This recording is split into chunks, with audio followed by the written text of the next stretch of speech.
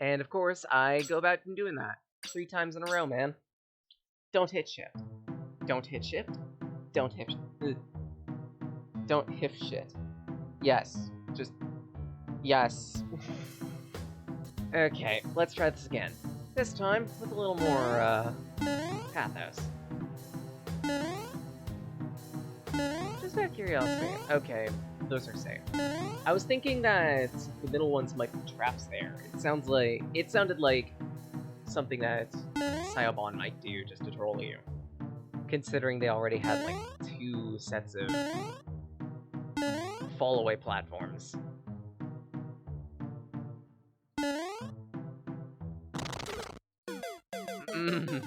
That's a nice trap.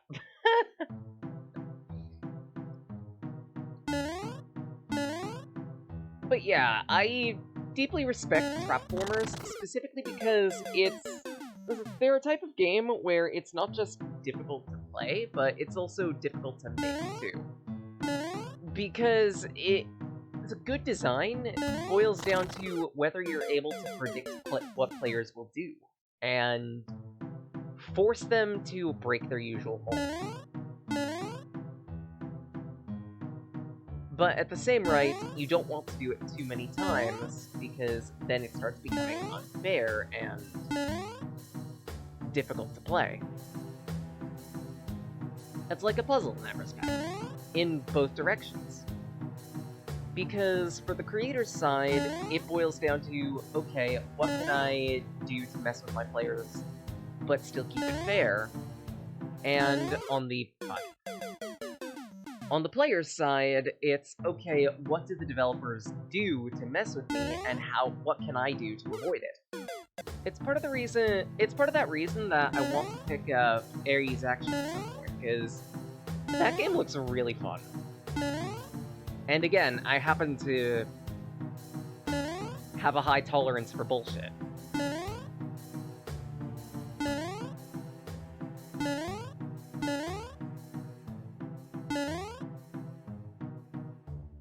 Huzzah. Okay, up interacts with the door. Don't fail too many times on a challenge, or otherwise you're bugged. Noted.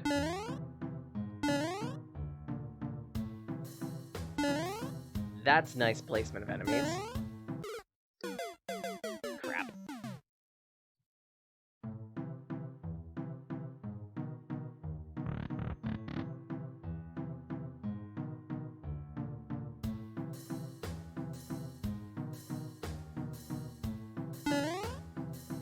Whee!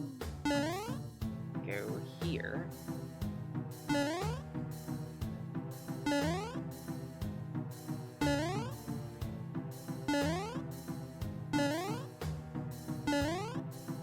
Don't approach that door, because I bet you the moment you do, the ceiling will be invisible blocks, so you can't do anything there.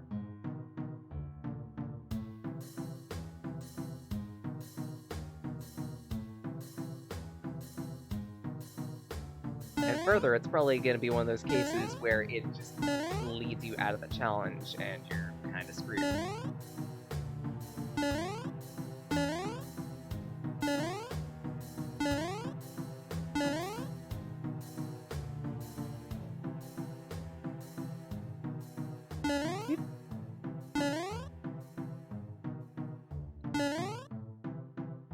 Probably the same here, too.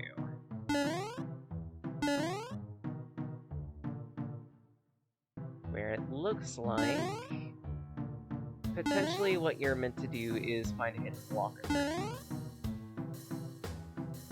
Frig. Let's come back to that room, just in case. Whee! Okay, so that's the item I need, but how to get to it?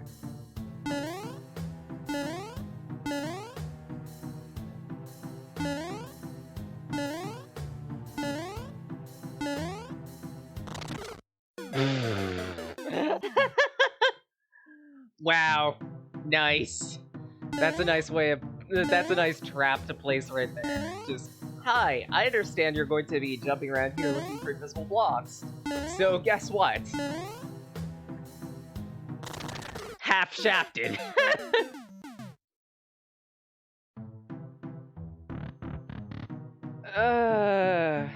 You know, maybe it's simply because I'm a psych major and just I like seeing what people do to mess with players. That seeing this is entertaining.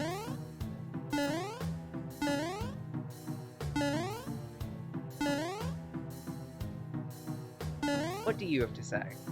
Look at that blue button. Activating this kind of button will help you to take all orbs you need. But take this in account. Next time those buttons won't work, so think about where you have to go. Interesting. So you only get one button, and you have to use it wisely.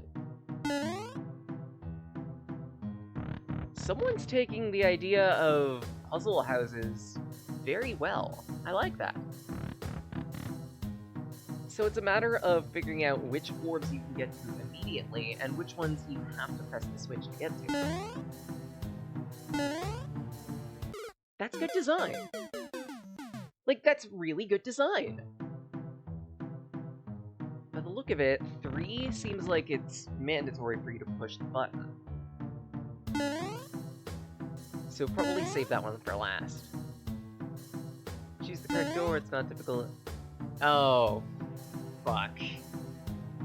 So it's going to be none of these doors, just on logic, because why would the game immediately give you the door you need? General logic to follow is furthest door away from where you start is usually a good place to start. It usually ends up being a common place that creators end up putting the door that you need to go into.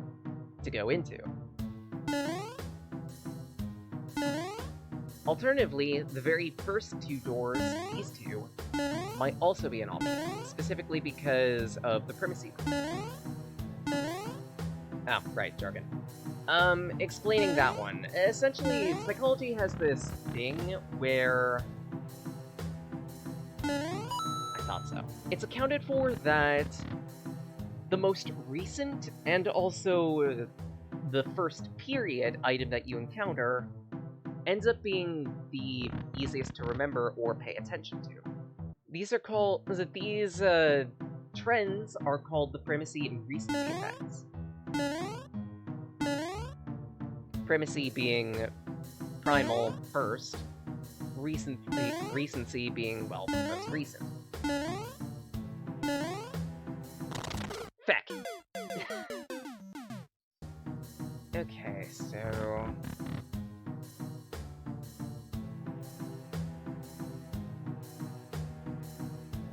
I know the fourth one is relatively easy to get.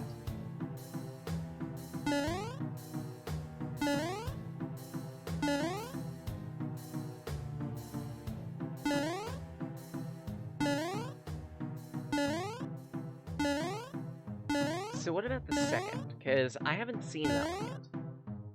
And that's left me worried.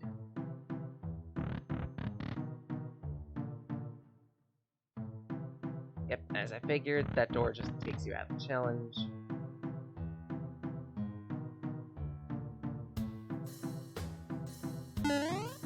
That ghost normally isn't there. How the heck am I supposed to get up there then? Because there's nothing there. Okay, so maybe it means I have to hit the switch for that one. Okay.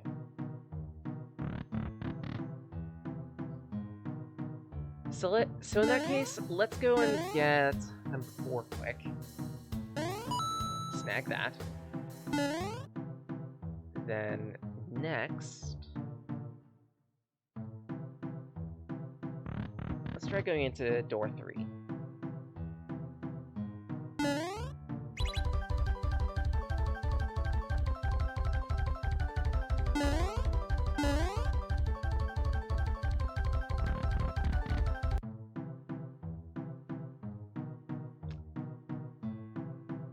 Oh my...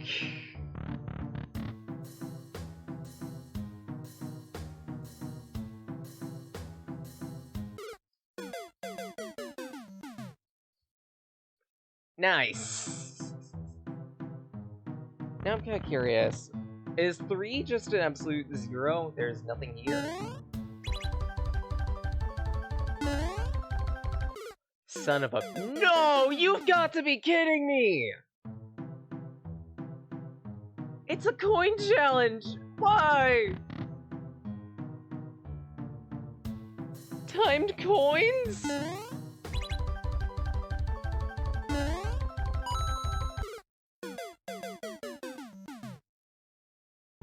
Moment to admit something while I'm trying to flail with this. I'm not great at using keyboard to control things.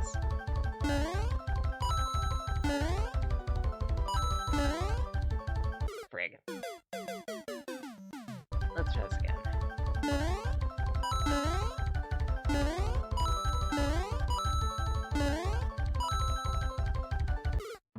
I hit the wrong button. I almost had it too. This is actually a fairly fun challenge. The platforms are fairly small, but considering the game that this is, I feel like the creator can get away with making the third, maybe even the fourth platform at minimum the small platforms. Crap.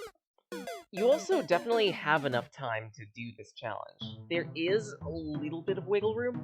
Not much though, so you need to be somewhat on point.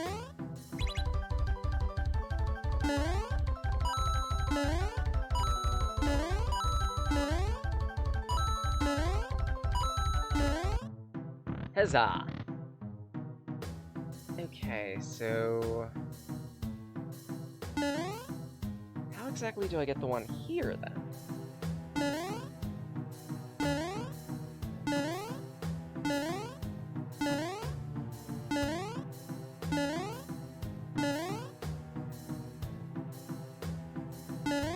Because I didn't detect any hidden blocks or anything like that. And I can't jump on ghosties.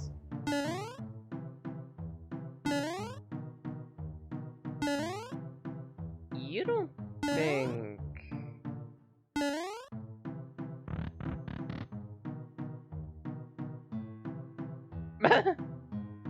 Wow! That's actually clever.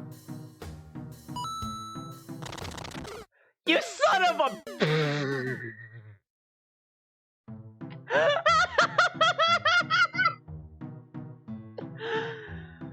Wow, that's amazingly jerkish in two directions, and I love it. Okay, so I know how to get 2. That one's going to be very easy. 3 is going to be slightly annoying, but doable. 4 is a piss take.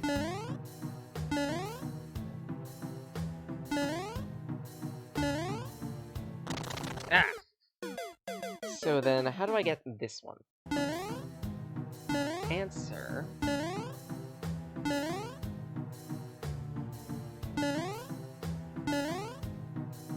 Alright, this one mentions the blue switchery.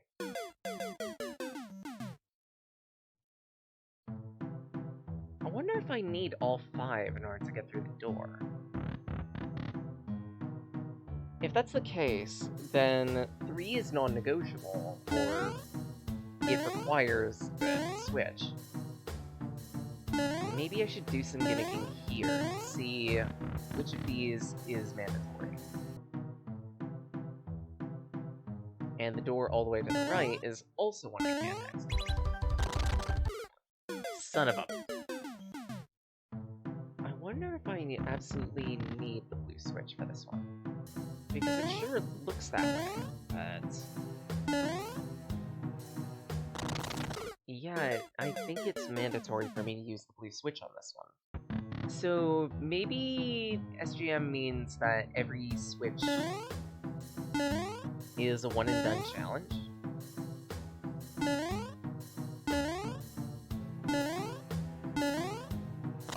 Crap. If that's the case, then there's a simple way to check.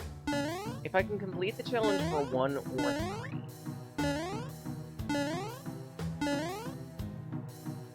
and the other switch doesn't exist, then that means that one of the challenges has to be clearable without the switch.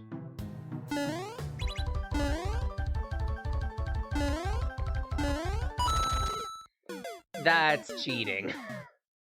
There's no way in hell you can get into that door. I'm kidding, though. Right, this is another thing I do want to mention, like, specifically about Trapformers. It doesn't look it, but every trap is telegraphed. If you'll notice here in the background, there's a vertical hole right here, right? The next platform over is a trap. It's a subtle detail, but it's just enough that if you're paying attention to your environment, you'll notice it and start to think, why is that there? Oh hey, maybe it's because there's a trap. A good Trapformer has difficult to avoid traps that are well telegraphed in advance so that you have enough time to react to them. That's good design. And again, good design here too. Because, again, that trap is well telegraphed. It's very obvious once you finally see where the trap begins and ends.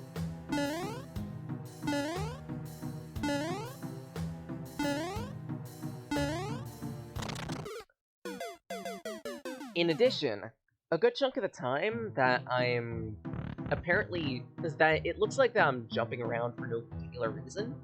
There is actually a reason, and that is because I have a bit of inner logic when it comes to this game, where if a platform looks like it's supported, then it has to be safe by default. Very rarely in Trapformers are platforms fake when they look like they have background support.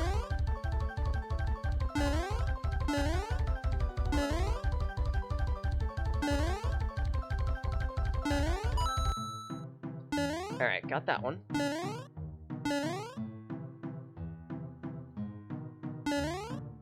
Shit!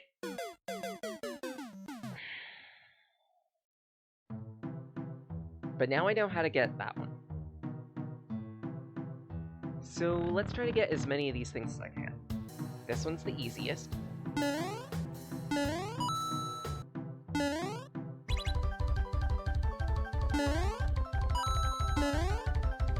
Shit. You know what, maybe I should leave 4 for last, since that one, again, is the easiest. 3 is a bit on the annoying side, specifically because it's a timed platforming challenge on small platforms. What?! I'm sure I made that, but okay, game! Whatever! No! I should have been a bit more patient. I do like this, but at the same rate, it is a bit of an ask to do 4 different platforming challenges. Fuck. Back to back to back to back, without an additional checkpoint. Actually, I have a terrible idea on that. Because I did get the checkpoint just before this. What if I were to skip it? And instead of getting the checkpoint immediately and being like, oh good, I have banked progress right then and there, what if I were to get it after, say, the second challenge was complete? Would it save down the orbs that I had already obtained? If that works, then that would mean that the challenge becomes a ways easier because it then becomes a type of resource management. Figuring out when it's a good idea for you to spend your resource being a checkpoint. Specifically for the sake of making progress. Fuck, why did I... That's the second time that I've jumped and bungled the jump. And again, case in point for there, that's a well-telegraphed trap, because there's a background detail that blatantly points out where the trap is. You have exactly one safe tile, 2 trap tiles.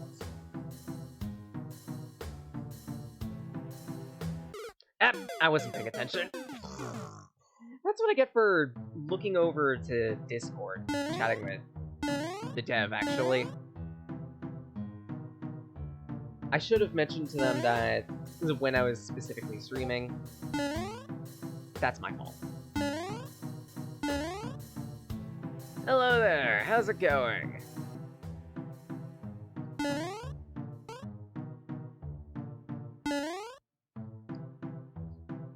Yeah, I at least cleared the first view. I want to see just how much the extra levels change things.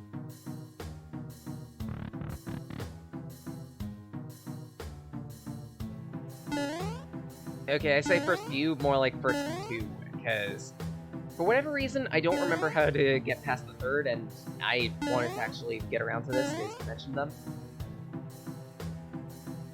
Whoop.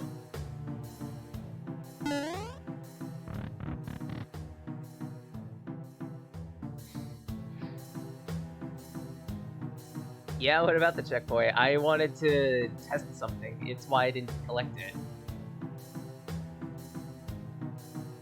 Actually, no, I could just get it right now, just to finish the test. Because the thing I wanted to understand, if I dodged that checkpoint and failed a challenge, would it save down the orbs that I had already collected? Because truth be told, it's going to be inevitable that I fail either Challenge 1 or Challenge 2 among these doors. They're my weakest of the lot.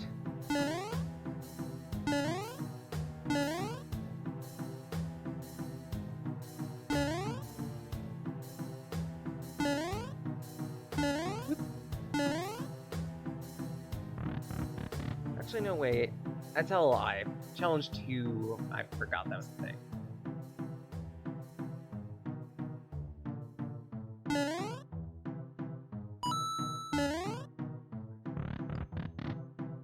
Okay. Oh, so the moment you bungle a challenge period, everything resets. Oh no. So you really do need the perfect run. Oh. That's worrying.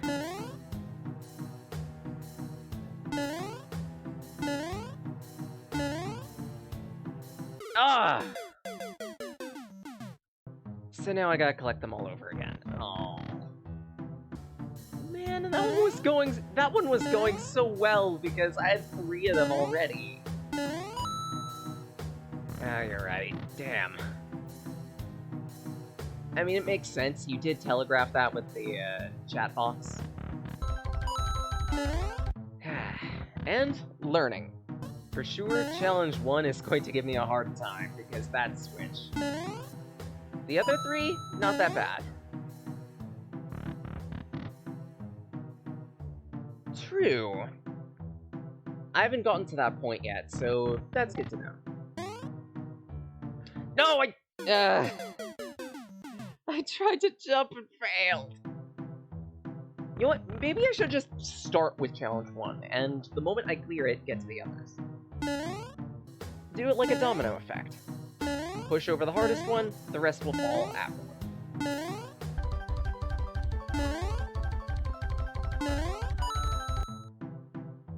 Oh, no! I knew that trap was there! But yeah, I'm pretty sure I had mentioned it during Sage Week, but I did actually want to do an episode of Sage After, specifically on Syobon Nostalg. But since it had at least a few new additions since 2020, I ended up delaying it. My apologies. I figured it'd be for the best that I just cover the most up-to-date version. it did hurt a bit, because, like, I've been wanting to play this for a while. I happen to be the type who's very level-headed and likes hard games, and, well, Syobon wasn't exactly a game I grew up with. Okay. Syobon wasn't exactly a game I grew up with, but I had played at least a little bit of it while it was being made, and truth be told, I did rage at it, but I've mellowed out since then, and I actually do kind of like it.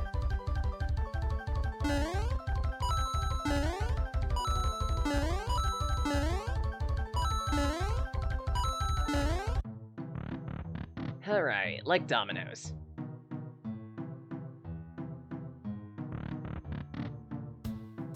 Now, don't screw this up, me.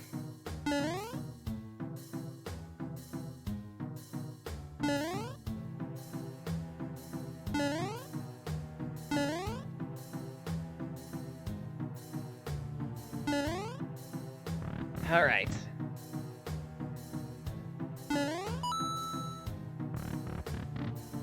That's all four.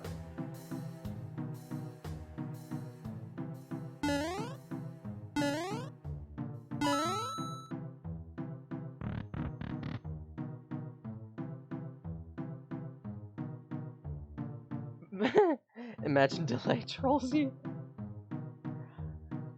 I wouldn't be surprised. Yep.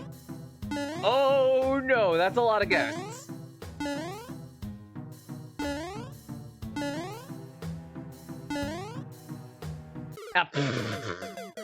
Ah. Of course, I fall into the tiniest pit ever.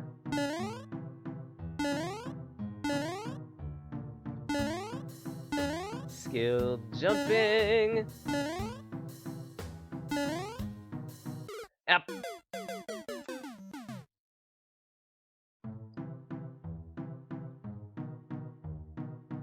You know, would it surprise you that I've never played Mario Maker? Like, part of the contributor on that is, well, I don't have a Switch, so... Hello, Dust! How's it going? Let's see.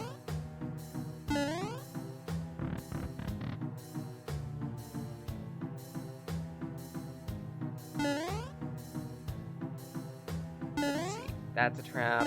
Totally gotta be a trap around there. This ghost is probably just gonna speed up the moment I get in there. Man, I love Trapformers.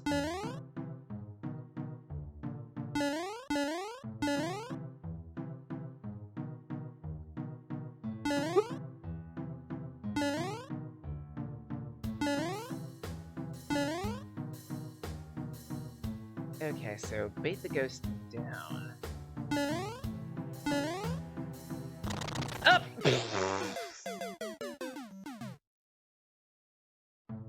I mean, fair. There are a lot of those within Mario Maker. So it probably would click with me if I actually had a Switch or bothered to be online.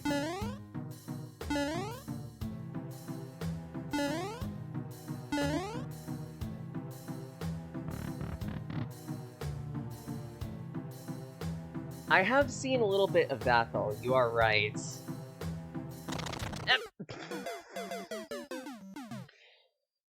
Like, it feels like it would be really easy to shaft people, for one, and for two, sometimes the Nintendo Internet is infamously bad. I've heard horror stories, I have experienced horror stories. Man, like, I didn't play too many matches of, like, Smash online, but the few that I did get were laggy and bad.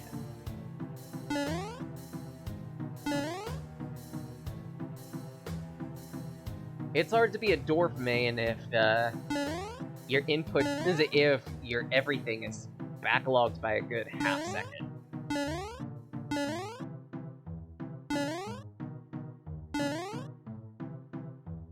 Also fair. Yeep. Come on, Ghosty. Come over here. Good. Oh! That's a nice trap. Perfectly spaced ghost. That's a nice design.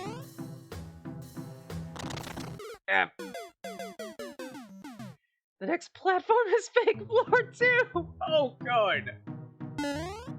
Nope! Good to know I'm close to the end.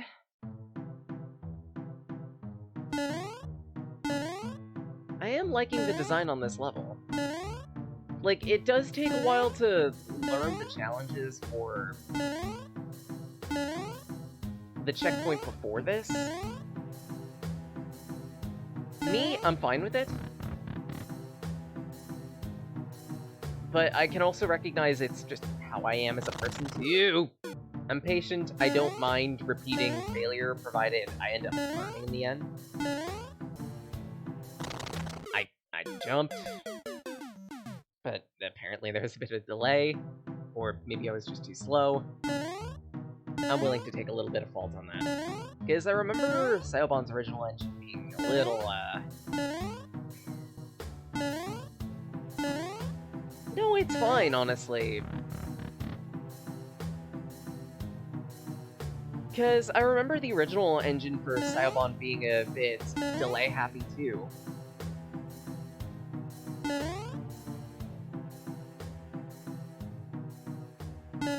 If anything, I'd say that this would be a faithful recreation and expansion.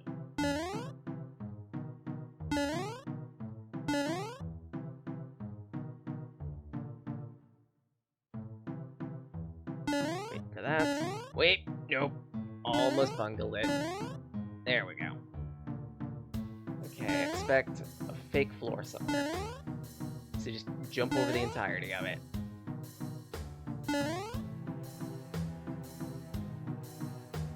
Oh, no. Oh!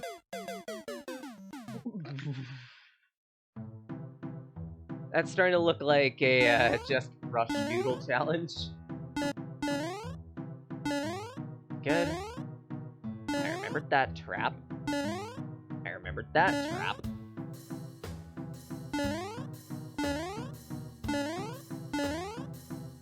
There we go. I like it.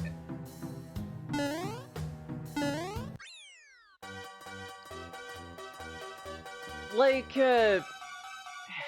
it's really faithfully designed to the original, and that I'm at least seeing for this first bonus level, very accurate to its original spirit, and I like that.